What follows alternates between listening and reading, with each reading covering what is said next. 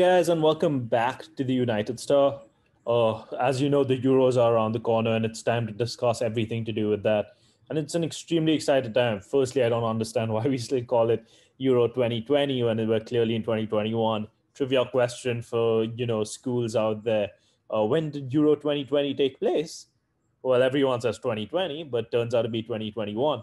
But anyways, we're just going through the various groups and how I personally believe that the Euros will pan out. There are some interesting groups in here, especially the group of death, which we'll eventually get to in Group F. But other than that, I think the group stages are more or less, decided. I would say it would get way more interesting when we enter the round of 16 and so on and so forth. So let's look at it. So in Group A, we have Switzerland, Turkey, Wales, and Italy.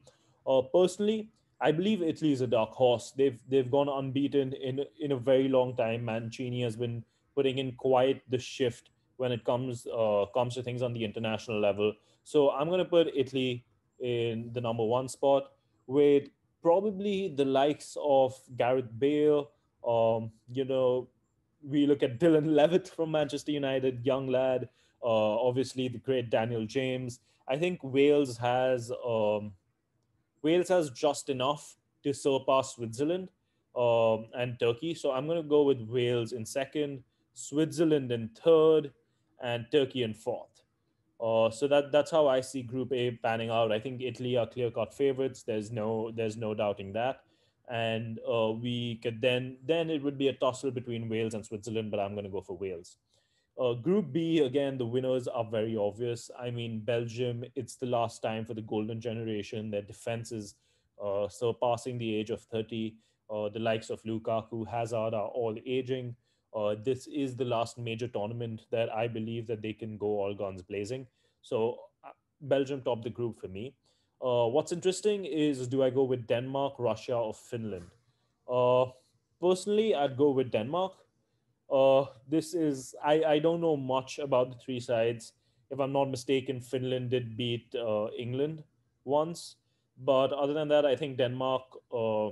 If I'm not mistaken, Kasper Schmeichel plays for Denmark, so they have a solid keeper back there. I would then just go for Russia in third, probably Russia in fourth, and Finland in third.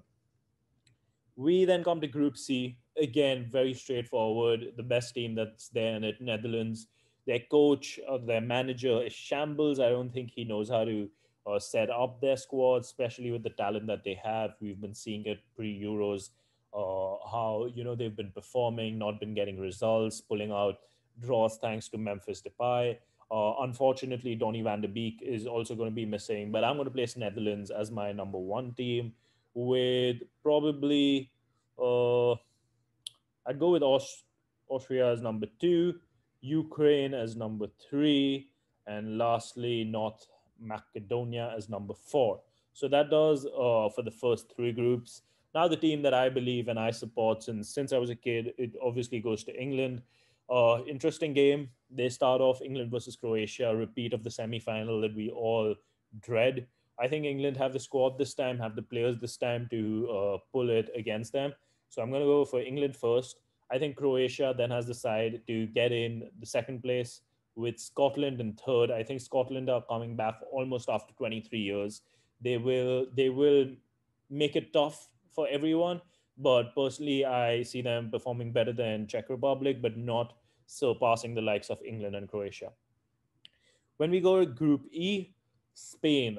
This is a very topsy-turvy situation, especially with the way that Spain is dealing with things, with the recent COVID issue that has happened to Sergio Roberto, along with everyone sitting and not training per se, but they're all doing their private training sessions alone. And I'm pretty sure that's not what Luis Enrique had in mind. We saw their friendly that recently took place, and they just played under 21 players. But I think they still have the strength, and by the time the group gets done with, I think Spain would come out as number one. I'm going to go with Sweden in number two. I think they're a growing side, and things are going on the right track. With Lewandowski helping Poland finish third, and Slovakia, if I'm not mistaken, finishing fourth.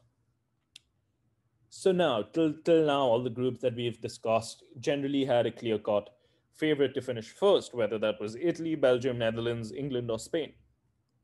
Group F is where things get interesting because one thing is obvious, and we all can put it. We can say Hungary is going to finish last, but what about the remaining three teams? Portugal, a side with great balance. France, fan favorites. Germany, with a point to prove with his last season as manager, making changes, bringing back the likes of Hummels into the side.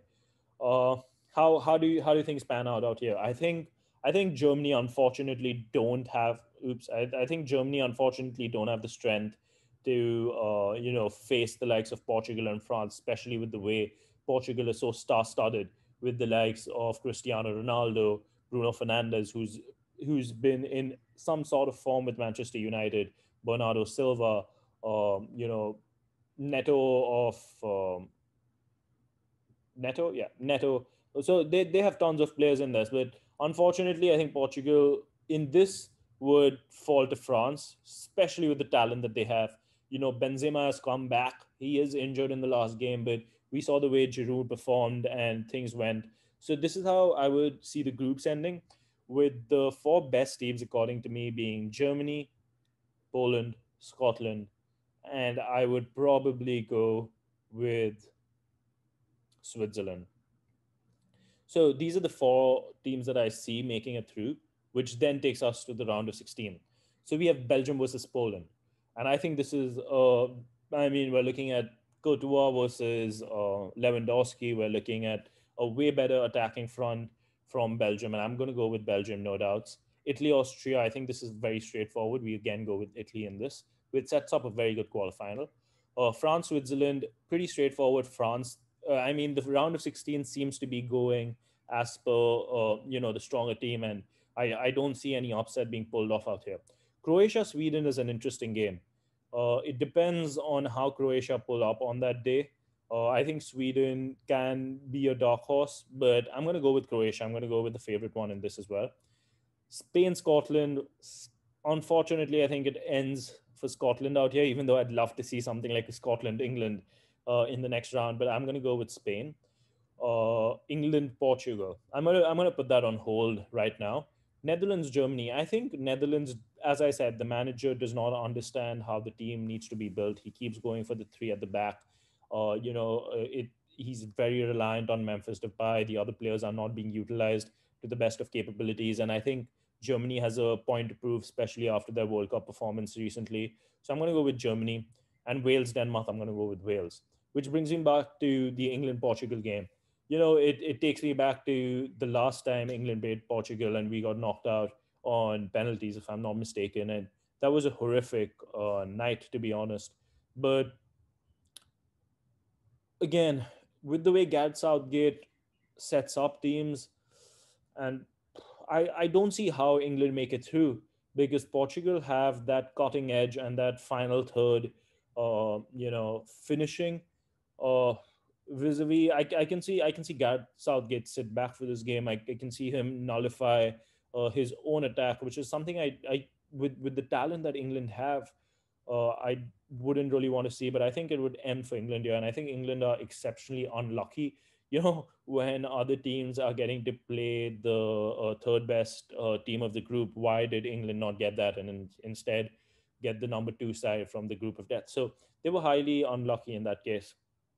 Moving on to the quarterfinals, Belgium versus Italy. Again, I think Italy are going to be the dark horses, and I think Belgium's time is going to end. It's going to be Italy moving forward. I think while they don't have the star-studded names, the manager has done a brilliant job in bringing this group together, laying down the ethos of how he wants to perform and how he wants them to play. And that's how we've been seeing Italy perform. They haven't been conceding much. They've been consistent. And I think Belgium's defense is just too weak and on the latter side of 30, which is not really helping them. France, Croatia, France, I think they're a much stronger side, and it's going to be Italy and France in the first semi-final. Spain, Portugal, I think it would be again.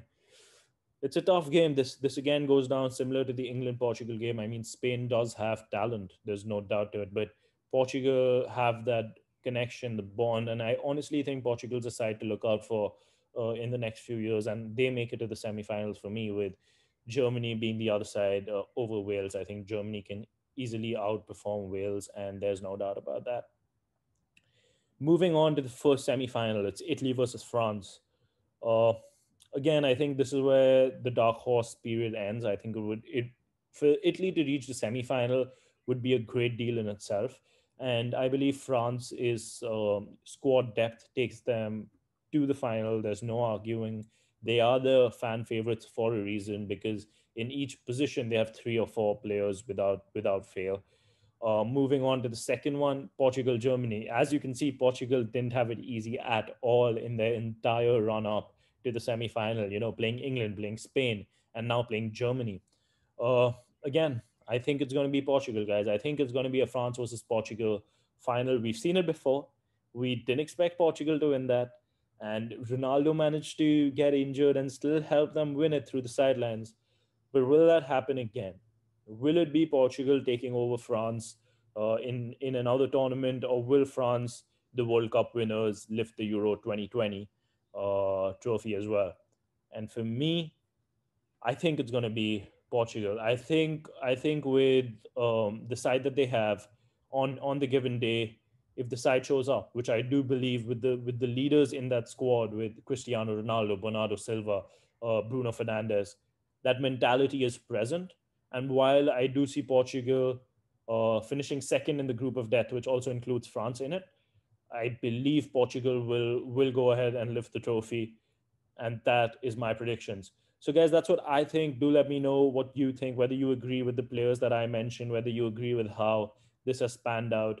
The Euro 2020 are just around the corner. It's an exciting time for everyone. Football's back after roughly a week and a half, and for United fans, something's back after that disappointment of a performance. So do put in a subscribe, do share, like, and comment. Until then, we'll see you next time. Bye bye.